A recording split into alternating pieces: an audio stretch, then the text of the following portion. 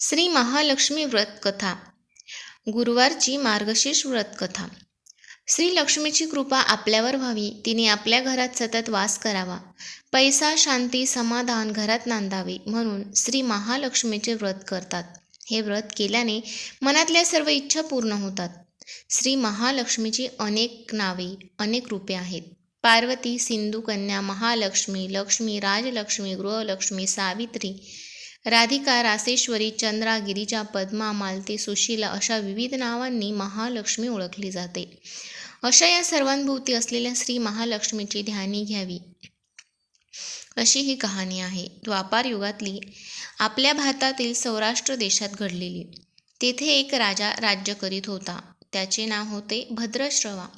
तो शूर होता, दयाळू होता, प्रजादक्ष होता. 4 वेद, 6 शास्त्रे, 18 पुराणे यांचे ज्ञान त्याला होते. अशा त्या राजाच्या राणीचे नाव होते सूरजचंद्रिका. राणी रूपाने सुंदर होती, सुलक्षणी होती आणि पतिनिष्ठ होती. त्यांना एकूण 8 अपत्ये होती. त्यांना 7 पुत्र आणि त्यांच्यानंतर झालेली एक कन्या. राजा राणीने कन्येचे नाव शांबाला ठेवले होते. एकदा देवीच्या मनात आले, आपण राजाच्या राजप्रसादी राहावे. त्याने राजा आणखी सुखी होईल, प्रजेलाही तो आणखी सुख देईल. गरिबाकडे राहिले तर सगळ्या संपत्तीचा तो एकटाच उपभोग घेईल. म्हणून देवीने एका म्हातारीचे रूप घेतले. फाटकी वस्त्रे घातली, आधारासाठी काठी घेतली आणि काठी टेकत टेकत ती राणीच्या महालाच्या दाराशी आली. तिला पाहताच एक दासी पुढे आली. तिने म्हातारीला विचारले, कोण ग बाई तू? कुठून आलीस? काय काम काढलंस? तुझं नाव काय? गाव काय? काय हवं तुला? म्हातारीचे रूप घेतलेली श्री महालक्ष्मी म्हणाली, माझं नाव कमलाबाई. द्वारकेला राहते मी. तुझ्या राणीला भेटायला आले. कुठे आहे ती? दासी म्हणाली, राणीसाहेब महालात आहेत. त्यांना सांगायला गेले तर त्या माझ्यावरच रागावतील. तुला त्या कशा भेटतील? तुझा अवतार पाहून तुला त्या हाकलूनच देतील. तू इथेच थोडा वेळ आडोशाला थांब. म्हातारीला राग आला. ती संतापून म्हणाली, तुझी राणी गेल्या जन्मी एका वेश्याची पत्नी होती. तो वैश्य फार गरीब होता. त्यावरून त्या दोघांची नेहमी भांडणे होत. नवरा तिला मारहाण करी. या त्रासाला कंटाळून एक दिवस ती घर सोडून गेली आणि जंगलात उपाशी तापाशी भटकू लागली. तिची ती अवस्था पाहून मला तिची दया आली. मी तिला ऐश्वर्य, सुख आणि संपत्ती देणाऱ्या श्री महालक्ष्मी व्रताची माहिती सांगितली. त्याप्रमाणे तिने ते व्रत केले. तिच्या व्रताने महालक्ष्मी प्रसन्न झाली. तिचे दारिद्र्य संपले, तिचे घर संपत्ती समृद्धीने भरले, तिच्या जीवनात आनंद भरला. मृत्यूनंतर लक्ष्मी व्रत केल्यामुळे ती दोघे पती पत्नी लक्ष्मी लोकात वैभवात राहिली. या जन्मी त्यांचा जन्म राजकुळात झाला आहे. देवीच्या कृपेने ती आता राणीपदावर बसली आहे. म्हातारीचे बोलणे ऐकून दासीच्या मनात जिज्ञासा निर्माण झाली. तिने म्हातारीला पाणी दिले, नमस्कार केला आणि म्हणाली, मला सांगाल ते व्रत? मी करीन ते नेमाने. उठणार नाही, मातणार नाही, घेतला वसा टाकणार नाही. म्हातारीने दासीला लक्ष्मी व्रताची माहिती सांगितली. मग ती उठली व काठी टेकीत निघणार. तेवढ्यात राणी तरातरा महालातून बाहेर आली. फाटक्या वस्त्रातील म्हातारीला पाहताच ती संतापली आणि उर्मटपणे म्हणाली, कोण ग तू थेरडे? इथे कशाला आलीस? जा इथून. तिने पुढे होऊन म्हातारीला घालवून दिले. ती म्हातारी म्हणजे प्रत्यक्ष महालक्ष्मीच होती, हे राणीला कळले नाही. राणीचा तो उर्मटपणा पाहून महालक्ष्मीने तिथे न थांबता स्वस्थानी जाण्याचे ठरवले. राणीचा महाल सोडून म्हातारी निघणार तोच एक मुलगी लगबगीने बाहेर आली. ती मुलगी होती राजकन्या शांबाला. तिने येऊन म्हातारीला नमस्कार केला. ती कळवळून म्हणाली, आजी, रागावू नका. माझी आई चुकली. तिच्यासाठी मला क्षमा करा. मी तुमच्या पाया पडते. राजकन्येचे ते बोलणे ऐकून श्री महालक्ष्मीला तिची दया आली. तिने शांबालाला लक्ष्मी व्रताची माहिती सांगितली. तो दिवस मार्गशीर्ष महिन्यातला पहिला गुरुवार होता. पुढे त्या दासीने लक्ष्मी व्रत केले. तिची स्थिती सुधारली. दासी पण सोडून ती संसार सुखाने करू लागली. राजकन्या श्यामबालानेही भक्तिभावाने सांगितल्याप्रमाणे महालक्ष्मी व्रत केले. सगळे नेमधर्म पाळून दर गुरुवारी तिने ते व्रत केले. शेवटच्या गुरुवारी उद्यापन केले. लवकरच श्यामबालाचा विवाह सिद्धेश्वर नावाच्या राजाच्या मालाधर नावाच्या राजपुत्राशी झाला. तिला राजवैभव मिळाले. लक्ष्मी व्रताच्या प्रभावाने तिचा संसार सुखासमाधानाचा चालू लागला. पण इकडे भद्रश्रवावर आणि चंद्रिका यांना हळूहळू वाईट दिवस दिसायला लागले. त्यांचे राज्य गेले. त्यांचे सगळे वैभव ऐश्वर्य लयाला गेले. चंद्रिका राणी होती, ती स्थिती आता बदलली. अन्न पाण्यालाही ती महाग झाली. भद्रश्रवाला फार वाईट वाटे, पण तो तरी काय करणार. एक एक दिवस चिंतेने उगवत होता, तसाच मावळत होता.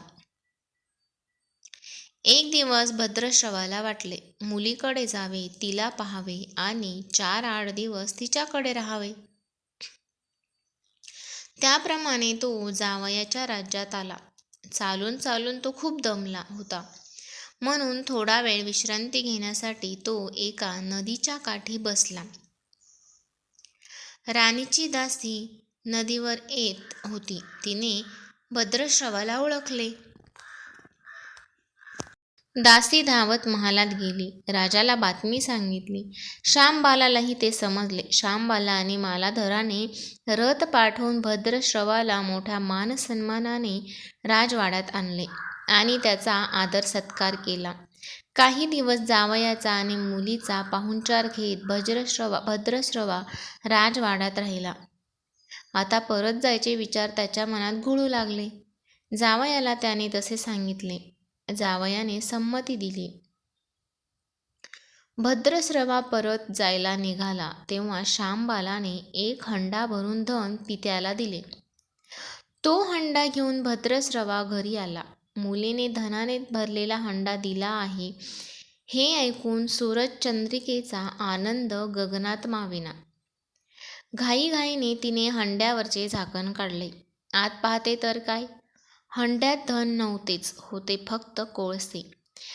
महालक्ष्मीच्या अवकृपेने हंड्यातल्या धनाचे कोळसे झाले होते. चंद्रिकेने कपाळावर हात मारून घेतला. भद्रश्रवा हा चमत्कार पाहून चकित झाला होता. दुःखाचे दिवस संपत नव्हते, दारिद्र्याचे भोग सुटत नव्हते. सूरजचंद्रिकेला एक एक दिवस काढताना जीव मेटाकुटीला येत होता. एक दिवस सूरजचंद्रिकेच्या मनातही लेकीला भेटण्याची इच्छा निर्माण झाली. त्याप्रमाणे ती लेकीच्या घरी जाण्यासाठी निघाली. तो दिवस मार्गशीर्ष महिन्यातला शेवटचा गुरुवार होता. सूरजचंद्रिका लेकीच्या घरी पोहोचली तेव्हा श्यामबाला व्रताचे उद्यापन करीत होते. श्यामबालाने आईकडूनही महालक्ष्मी व्रत करून घेतले. 4 दिवस मुलीकडे राहून सूरजचंद्रिका परत आपल्या गावात आली. लक्ष्मी व्रत केल्यामुळे काही दिवसातच त्यांना त्यांचे पूर्वीचे वैभव परत मिळाले. राज्यप्राप्ती झाली. पुढे काही दिवसांनी आई वडिलांना भेटण्यासाठी म्हणून श्यामबाला माहेरी आली. पण बाप भेटायला गेला असताना त्याला श्यामबालेने कोळसा भरलेला हंडा तरी दिला होता, पण आपल्याला मात्र काहीच दिलं नाही. हा राग राणीच्या मनात होता. त्यामुळे श्यामबालेचे व्हावे तसे स्वागत कुणी केले नाही. राणीने एक प्रकारे तिचा अपमानच केला होता. पण श्यामबालेला आईचा राग आला नाही. ती पुन्हा आपल्या घरी जाण्यासाठी निघाली. निघताना तिने पूर्वी बापाला दिलेला हंडा परत घेतला. त्यात मीठ भरले व तो हंडा घेऊन ती आपल्या सासरी आली. स्वगृही आल्यावर मालाधराने श्यामबालेला विचारले, माहेराहून काय आणलंस? श्यामबालेने बरोबर आणलेल्या हंड्याकडे बोट दाखवले. मालाधराने झाकण काढून आत पाहिले तर हंड्यात मिठाचे खडे. मालाधराने चकित होत पत्नीला विचारले, हे काय? या मिठाचा काय उपयोग? श्यामबाला म्हणाली, थोडं थांबा म्हणजे कळेलच. त्या दिवशी श्यामबालाने कुठल्याच पदार्थात मीठ घातले नाही. सगळेच पदार्थ अळणी. मालाधर जेवायला बसल्यावर तिने त्याला सगळे पदार्थ वाढले. सगळे जेवण त्याला अळणी लागले. मग श्यामबालेने पानात थोडे मीठ वाढले. अन्न पदार्थात ते मिसळताच बेचव अन्नाला चव आली. हा मिठाचा उपयोग. श्यामबाला पतीला म्हणाली. मालाधरालाही तिचे म्हणणे पटले. थोडक्यात, जे कोणी महालक्ष्मी व्रत श्रद्धेने आणि मनोभावे करतील त्यांना महालक्ष्मी प्रसन्न होऊन त्यांच्यावर तिची कृपा होईल. पण श्रीमंती आल्यावर सुद्धा माणसाने उतू नये. नित्यनेमाने महालक्ष्मी व्रत करावे. देवीचे मनन चिंतन करावे. म्हणजे देवी सदैव तुमच्या पाठीशी उभी राहील, तुमची कामना पूर्ण करील. महालक्ष्मीची ही कथा कहाणी गुरुवारची संपूर्ण. ओम महालक्ष्मी नमः. ओम शांती शांती शांती शांती.